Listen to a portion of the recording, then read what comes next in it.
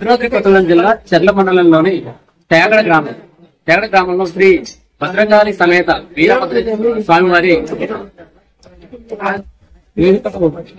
ఘనంగా మహాశివరాత్రి సందర్భంగా గత 4 శతాబ్దాలుగా కొనసాగుతా ఉంది.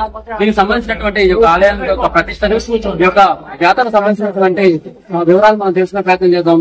వివిధ పక్కన ఉన్నటువంటి రాష్ట్రాల నుంచి అదేవిధంగా అత్యంత వేలాది మంది భక్తులు కూడా ఈ యొక్క ఆలయానికి వచ్చి తమ మొక్కులు తెలుసుకుంటూ ఉంటారు ఈ మహాశివరాత్రి పర్వదినాన.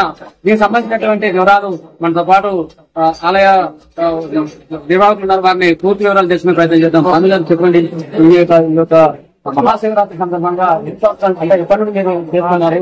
ఈ యొక్క స్వామి గారి విశిష్టత ఏంటి ఆలయం? నమస్కారం అండి, నా పేరు ఇక్కడ ఈ గ్రామం భద్రాద్రి కొత్తగూడెం జిల్లా చెర్ల మండలం తేగడ గ్రామం.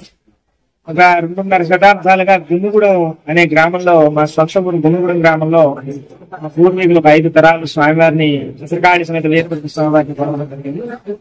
ఒక శతాబ్దంన్నర అంటే 150 సంవత్సరాలుగా ఇక్కడ తేగడలో భద్రకాళి వీరభద్ర స్వామివారి జాతర అత్యంత వైభవంగా నడుస్తుంది.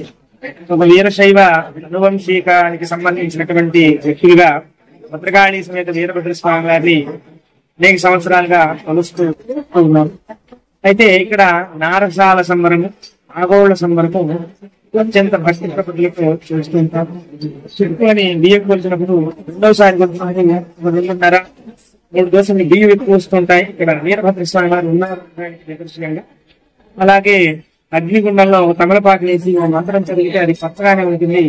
అలాగే 400 మంది భక్తులు దాంట్లో నడవడం, నాలుగు మీద అవతలికి శూలాలు వేసుకోవడం, నేతులు చెప్పులు వేసుకోవడం. అనేక మంది ఆదివాసీలు భద్రకాళి అమ్మవారిని తమ ఆడబిడ్డగా భావన చేసుకుని పొడి తలబ్రాలు ఒలుచుకుంటూ రావడం. మాకు కూడా తెలియకుండానే అనేక మంది ఛత్తీస్గఢ్ ఏరియాస్ నుంచి మోతుగడ్డకి మా తేగడ భద్రకాళి వీరభద్ర స్వామి వారికి తలంబ్రాలు ఇవ్వడం ఆనవాయితీగా వస్తుంది. ఇలాగా ఇక్కడ అత్యంత వైభవంగా సుమారుగా దగ్గరగా 1,00,000 నుంచి 1,50,000 మంది భక్తులు దేవాలయానికి వచ్చి స్వామివారి దర్శనం చేసుకుని తరించుతూ ఉంటారు. అందరికీ అర్ధరాత్రి కళ్యాణం అయితే మాకు మరుసటి రోజు ఉదయం 9 గంటలకు కళ్యాణం ఉంటుంది. చేతంటే మాకు అర్ధరాత్రి 12 గంటలకి లింగోద్భవకాల అభిషేకం, అగ్నిగుండ ప్రారంభ కార్యక్రమం. మళ్ళీ అది అయిన వెంటనే రెండో శ్రమ కొలిచిన వెంటనే బియ్యం ఎక్కువ ఇచ్చిన వెంటనే నారసాల సంబరం, ఆకులు వేసుకోవడం. అది అయిన వెంటనే మళ్ళీ కొండ ఎత్తు ప్రభలు స్వామివారి కోసం చుట్టుపక్కల వీరభద్ర స్వామి వారికి మొండంత భగవంతుడిని భావన వేస్తూ కొండ ఎత్తు ప్రభలు వేస్తూ ఉంటాయి. దాని నుంచి స్వామివారి బయటకు వెళ్ళి ప్రభల విశిష్టత ఏంటంటే, ప్రభలు అంటే వీరభద్రుడిగా భావన చేస్తుంటారు అనేక మంది. ప్రభ అంటేనే వీరభద్రుడు శివుడిగా భావిస్తుంటారు. అంటే వీరభద్రుడు కొండంత భగవంతుడు అని భావిస్తూ కొండ ఎత్తు ప్రభలు పట్టు వాళ్ళ యొక్క స్థాయిని బట్టి కొండ ఎత్తు ప్రభలు కట్టుకుని దేవాలయానికి తీసుకుని వస్తూ ఉంటారు. ప్రభలు కట్టడానికి అది నిదర్శనం. మా ఊరి నుంచి మేము స్వామికి ఇంత గొప్పగా మేము మొక్కుబడి చెల్లించామని 11 గుమ్మడికాయలు, ఒక 16 వాళ్ళ యొక్క శక్తిని బట్టి ప్రభని కట్టుకుని 1,00,000 అలాగే దానికి గ్రామం అంతా బయలుదేరి వస్తూ ఉంటారు. ఆయన కొండంత భగవంతుడని వాళ్ళ ఉద్దేశం. వేడుకలు ఎన్ని రోజులు నిర్వహిస్తారు? ఈ వేడుకలు మామూలుగా అయితే జాతర పరంగా, తేగడ తీర్థ పరంగా 1.5 రోజు మాత్రమే ఉంటుంది, శివరాత్రి రోజు తర్వాత రోజు. కానీ మేము ఒక వీరశైవ అనువంశికంగా 5 రోజుల కార్యక్రమం, వీరశైవ పాంచాత్మిక కార్యక్రమాన్ని నిర్వహిస్తాం. అంటే ముందు రోజు శివరాత్రి, ముందు రోజు ధ్వజారోహణం ఉంటుంది, మహాప్రదోషకాల నందీశ్వర, తదుపరి రోజు శివరాత్రి తర్వాత కళ్యాణం, తదుపరి రోజు వీరభద్ర జన్మ పూజ, తదుపరి రోజు మళ్ళీ మన మహాప్రదోషకాల రుద్రాభిషేకాలు ఉంటాయి. 5వ రోజు మన ధ్వజ అవరోహణంతో కార్యక్రమాలు ఏదైతే 5 రోజుల ఈ యొక్క జాతర నిర్వహిస్తూ ఉంటారు కదా, ఇందులో స్వామివారికి ఎటువంటి తీర్థ ప్రసాదాలు తయారు చేస్తారు? అదేవిధంగా ఈ జాగరణ అంటే ఈ మహాశివరాత్రి చివరి రోజు ఎటువంటి పూజలు నిర్వహిస్తున్నారు? మామూలుగా 5వ రోజు ఉద్వాసన కార్యక్రమం ఉంటుంది. 16 రోజుల పాటు అఖండ దీపం గర్భాలను వెలుగుతూ ఉంటున్నారు. 16వ రోజు 6,000 మోదక పూలతో పూజా కార్యక్రమం. కానీ 5వ రోజు ఉత్సవమూర్తికి మాత్రమే ఉద్వాసన కార్యక్రమం ఉంటుంది. ఆ రోజు పులిహార, పరమాన్నం, దద్యోజనం నివేదనలు తయారు చేసి పెడుతుంటాం. వారికి ఎక్కువగా బెల్లము అలాగే మీసాలు, వెండి మీసాలు, కూర మీసాలు ఎక్కువగా మొక్కుబడిగా వస్తూ ఉంటాయి వీరభద్రుడు కాబట్టి. అయితే అనేక రకాల నివేదనలు ఇక్కడ నడుస్తూ ఉంటాయి. 18 రకాల నివేదనలు చేస్తూ ఉంటారు. కానీ అవన్నీ కూడా గర్భాలయంలో స్వామికి మాత్రమే నివేదన చేస్తారు. ఇక్కడ ఎవరైతే దర్శనానికి వస్తారో అదేవిధంగా అండి ఎక్కువగా మన ఈ ఆలయానికి నేను విన్నటువంటి అంటే ఇక్కడ ఏదైతే మండల ప్రజలు అనుకుంటూ ఉంటారు, శూలాలు గుర్చుకొని ఒక ఆయన ఏదైతే నివాసాన్ని ఆయన మహత్యం చూపెట్టాలని అంటారు. దానికోసం యాక్చువల్ గా శూలాలు నాలుగు మీద అవతలి యువతనికి వేసుకోవడానికి కారణం ఏంటంటే, వీరభద్రుడు శివాంశ సంభూతుడు.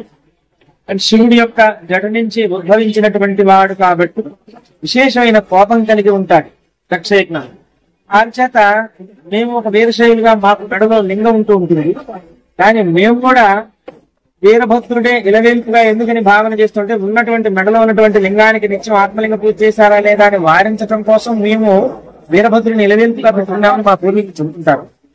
ఈ నాలుగు మీద శూలం వేసుకోవటం, రేకుల చెప్పులు వేసుకోవటం అనేది ఎందుకు అంటే, ఆయన ఉగ్రస్వరూపుడు కాబట్టి ఆ ఉగ్రస్వరూపాన్ని శాంతింపజేయటం కోసం నాలుగంతా బయటికి తీసి నాలుగు మీద అలా శూలాలు వేసుకోవటం, రేకుల చెప్పులు వేసుకోవటం, ఆ గొంతు క్రింద భాగంలో అలాగే ఇక్కడ కంటి రెప్ప దగ్గర నుంచి ఇలా పెంచుకోవటం, ఇవన్నీ చేస్తే ఆయనకి శాంతి కలిగి చాలా సంతోషపడి నా భక్తులు వైదికంగా 2 మంత్రాలు చదవడమే కాకుండా శారీరకమైనటువంటి శ్రమను కూడా పెట్టుకుని నా కోసం నిజంగానే భక్తి తత్పరతను నాటుతున్నారనేటువంటి ఉద్దేశంతో నారసాల సమరం, పాగోళ సమరం ఈ దేశంలోనే మీకు తమిళనాడులో పళని క్షేత్రం తర్వాత మళ్ళీ తేగడలో భద్రకాళేశ్వరుడు వీరభద్ర స్వామి దగ్గర మాత్రమే నారసాల సమరం.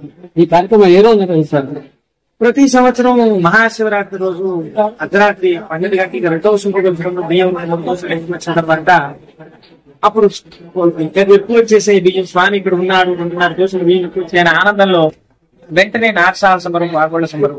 అలాగే ప్రతిష్టామూర్తులు ఇవన్నీ దేవాలయం అంతా కాస్త పేరు ప్రఖ్యాతులు కలిగి ఉండడం చేత భక్తులు శివరాత్రి నాడు ఎవరికైనా దర్శన భాగ్యం కలగని పక్షంలో మాస శివరాత్రి నాడు, కార్తీక మాసంలో మళ్ళీ మాస శివరాత్రి నాడు మళ్ళీ నారసాల సమరం, పాగోళ సమరం చేస్తుంటారు. అదేవిధంగా ఈ ఆలయం ఎప్పుడు నిర్మించారు?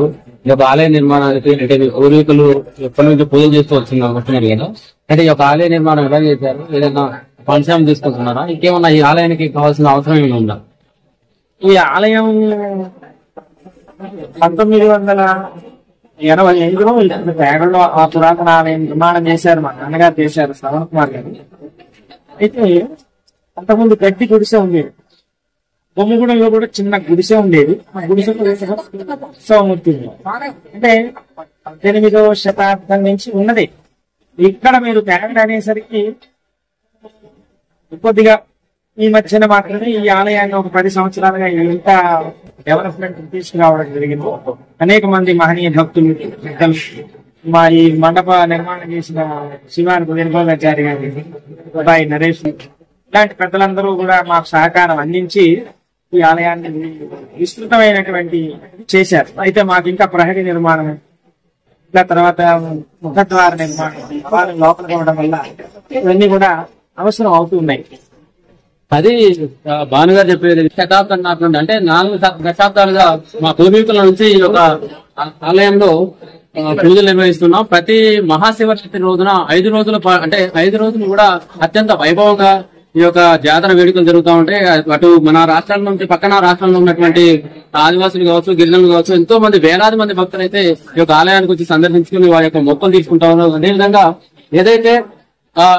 ఏదైతే 4 మీద సూర్యాలు కూర్చి ఆ యొక్క మహత్తరమైనటువంటి కార్యం ఏదైతే ఉందో అది మహాశివరాత్రి నాడు మేము ఒక బియ్యం అది ఒక కార్యక్రమాన్ని కూడా వివరించడం జరిగింది. ఈ నేపథ్యంలో మొత్తంగా కూడా ఏదైనప్పటికీ ఈ యొక్క ఆలయంలో మహాశివరాత్రి వేడుకలు అత్యంత వైభవంగా జరుగుతున్నాయని చెప్పొచ్చు.